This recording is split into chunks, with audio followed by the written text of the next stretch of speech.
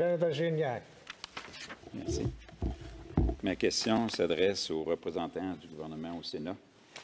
Dans son énoncé économique du 3 novembre dernier, la ministre des Finances avait quelques surprises pour les milieux financiers. Du côté positif, les déficits moindres que prévus pour la dernière année et l'année en cours, ainsi que l'intention du gouvernement de retourner à l'équilibre budgétaire d'ici 5 ans.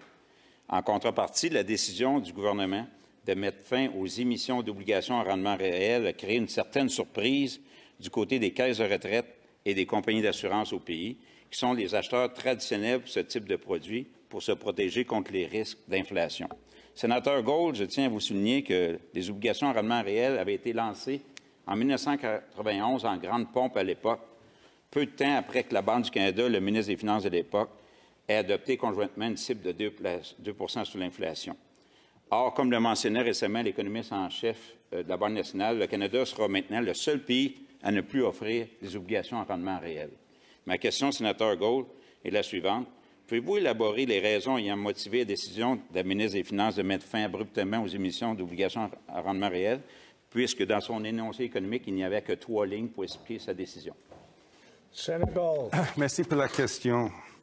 On m'avise qu'à la suite des vastes consultations menées en 2019, la décision a été prise d'annuler les obligations à rendement réel en raison de la très faible demande dans ce secteur.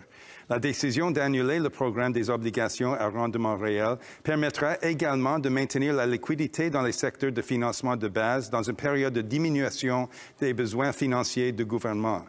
S'il est souhaitable, il me serait gré de demander plus de précisions du gouvernement et de revenir à la Chambre. Sénateur Gignac, supplémentaire.